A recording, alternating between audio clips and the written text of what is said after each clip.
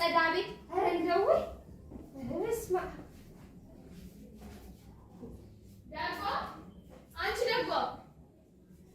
ዳጓ አንቺ ደግነሽ አቤት ሜልዬ ምንድነው አንቺ ከቅድም ጀምሮ እየጠራሽ አይደል ያሰሚ አልሰማሁሽም እኮ ይሄን ቤት እያስተካከልኩ እንደው ሜልዬ ነይስ ነበር እኮ ይሄን ቤት እያስተካከልኩኝ አሁን ይሄን ቤት ማስተካከል ስራ ሆኖ ነው ምን ማለት ነው ሜላት እንዴ እስቲ በእናትሽ ነጣ ላይ ጠፍቶብኛል ቤቱ ጋር ነው ያለው ቤተክርስቲያን ሊሄድ ነው እስቲ ዞር በይ ልስጥሽ እንዴ እንዴት ነው የሚያረግሽ ባልክሽ ይሄ ነው አይደል እሱ ጭኔ ሌላ ነጣ ላይ ወዴት ልትሄጂ ነው እንዴ ቅዳሴው እኮ አልቆ ሰው እየተመለሰ ያለበት ሰዓት ነው እሱ አንቺን አይመለከትሽም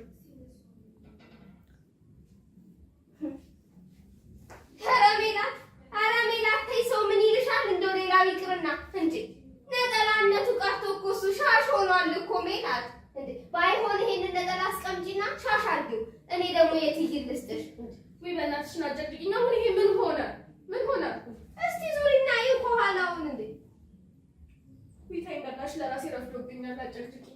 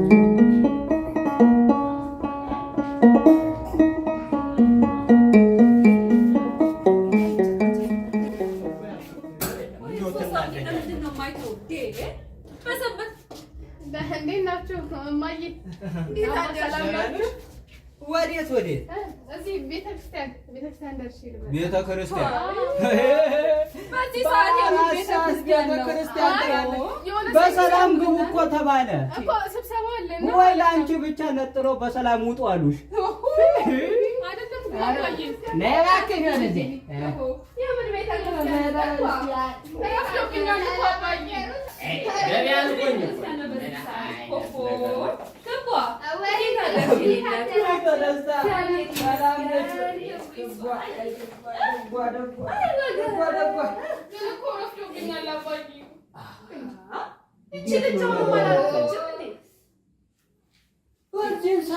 ቤተ ክርስቲያን ነው አይደለም አባዬ እዛ ስብሰባ አለና ማለት ነው ቅዳሴ አትሂዱና ስብሰባ በቅዳሴ ሰዓት ተቀጣጠሩ አይቻልኝ ተዋ ስብሰባ ካለችማ ትሂድ እኔ መች አወቅኩኝ እኔ እናት ስብሰባ መሆኑ በቃ ስብሰባ ከሆነማ ሂጂ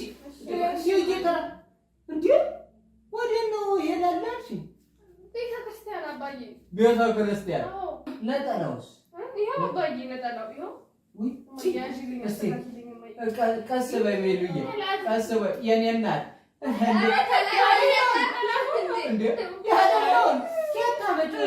ስበሽ የት ልታደርሺው እንዳትቀጂኝ እንደው አልሰማሽኝ እንጂ እኮ ይሄንን ነገር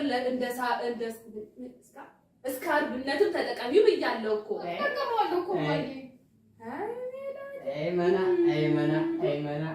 እና ባዬ ረፍዶብኛል ልሂድ አይደለ ይሁን ለነገሩ ሂጂ እግዚአብሔር አምላክስ ቢሆን ልብ እንጂ ነጠላውና ልብሷን ትሂድ በቃ ልብና አይደለም የሚመለከተው ሶስት ገከናችሁ ንጹህ ልብን ነበረ እግዚአብሔር የሚያየው ግን ሕግና ስርዓቱ ለማይተላለፉት ለሚከተሉት ነው ምን ማለት ነው ቆይ እቺ ልጅ አሁን ቤተክርስቲያን ልሂድ ሰንበትን ልድረስ ስብሰባውን ልካፈል ከማለት ውጪ የምን ሕግ ነው የጣሰችው እኮ አንተ ደግሞ አታገናኝ ሰረኩኝ መተሳደብኩ መቼ ኃጢአት ሰራሁኝ እና ሕግ እንኳን አልተላለፍኩም እያልሽ ነው በደንብ አልተላለፍኩም አስተሳቢልኝ ወደዚህ ወደታች የተዋሕዶ ልጆች ነጠላ የእግዚአብሔር ብርሃንነት የመላእክት የቅዱሳን ምሳሌ ነው በዚያ ላይ ስናደርግ እንድንሸነፋፈን መጽሐፍ ያዛል የዘመኑ እንስት ወጣቶች የሰውነት ቅርጻቸውን ለማሳየት ትኩረት ለመሳብ ሄጃለሁ ለማለት ያህል እንጂ አጭር ነጠላ አድርገው ይመጣሉ። ከሰማዩም ከምድሩም ሳይሆኑ ይቀራሉ። እንዲሁ በኃያሉ በልዑል እግዚአብሔር መንበር ፊት መቆማችንን መቼ ነው የምናስተውለው?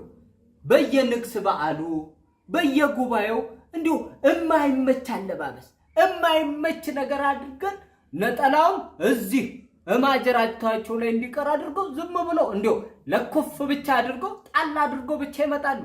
እንዲሁ ይሄ ነገር እስከ መቼ ነው እንዲሁ ችላ እየተባለ የሚቀረው? ሕግና ስርዓታችን እስከ መቼ ነው የቤተ ክርስቲያኗን ስንጥስ የምንውለው? እንዲሁ ሴት እህቶቻችን እናቶቻችን እንዲሁ ብትመክሯቸው ምን አለ? ይህ እኮ ፋሽን አይደለም። ቤተ ክርስቲያን እኮ የፋሽን ዓለም አይደለችም። እንደዚህ አይነት ነገሮችን ማድረግ አይገባም። ሴት ልጅ ወደ ቤተ ክርስቲያን ስትመጣ ልትሸፋፈን ግድ ይላል ብሎ መጽሐፍ ቅዱሱን ማስቀምጦልናል። መቼ ነው ይህንን ስርዓት የምናቆመው? እንደው ነውርና ስርዓት አልበኝነት መሆኑን ማወቅ መገንዘብ አለብን። በዛ ላይ ደግሞ ይኸው ለወንዱም ማሰናከያ አትሁኑ። እናንተም ደግሞ ይሄ ቁንጅና ውድድር የዓለም የመሸታ ቤት አይደለም። እናንተም ቅርጻችሁን ለማሳየት እዚህ አትምጡ። ተናገርኩኝ፣ ጨረስኩኝ። ይሄንን ከልባችሁ ጻፉ። ጨርሻለሁ። እና አባዬ ልከ አረቻልዬ ፍቀድላት እናት ይልች ልጅ እኔ በሽከር አራት አነካኩኝ ከአምላኬ ጋር አረ ከሱ ጋር ታደራርሱኝ። እኔ መቼ ከቤተ ክርስቲያን ቅሬ አሉ ነጠላውን ቀይሪን ያልኩት እንደው ረጅሙን ለብሳ ብትሄድ ሜላቴ በሂጂ በሰንበት አታጨቃጭቁ አባትሽን ሂጂ የኔ ነጠላ አለ እሱን ቀይረሽ ልበሽ። አይቻልዬ እንደውቺ ልጅ ሁሌ መንቀፍ አይሰለችም። እኔ ሁሌ እኮ እናገራለሁ። እንዲሁ ሰምቶ ማሰሶ ነው እንጂ በቀስ ነው የሚሻሻለው የሚለወጠው። ምንድነው ሁሉ ጊዜ ማሳቀቅ ሁሉ ጊዜ አንድ ነገር ማለት ይችልኝ።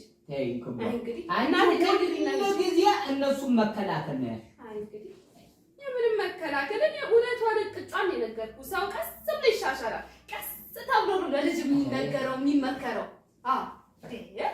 እማዬ ይሄኛው ነው አይደል? አዎ ሜላት እሱን ነው እሱን ልበሽና ኧረ ታጥቦ ጭቃ እንዲሁ ምን ዋገልቱ ነሽ አንቺ ገብተሽ ረጅሙን ነጠላ ቀይሪ ያልኩት የነችና ሰው መናናቅ ነው ያዙ። አንቺ ዝም በይ ብያለሁ። ዝም በይ ገቢና ቀይሪ ረጅም ነጠላ ነይ እናቴ አትበይ። ይሄንን ወይ ልበሽና ሂጂ። አይ እንግዲህ ሰውየው እንዴ ነችና ተካናነቢ ነው እንዴ ልጅቷ ልትገነዝ ነው ለብሰው ነው ነጠላው። እኔ በሰላም አውለን ብዬ ነው የጀመርኩት። በሰላም አውለን ብዬ ነው የጀመርኩት። እንዴት ያለ ነገር እኔ ነኝና እንዲመናና እኔ ነኝ ድሮም ፊት ያሰጠሁሽ አባትሽን ነበር።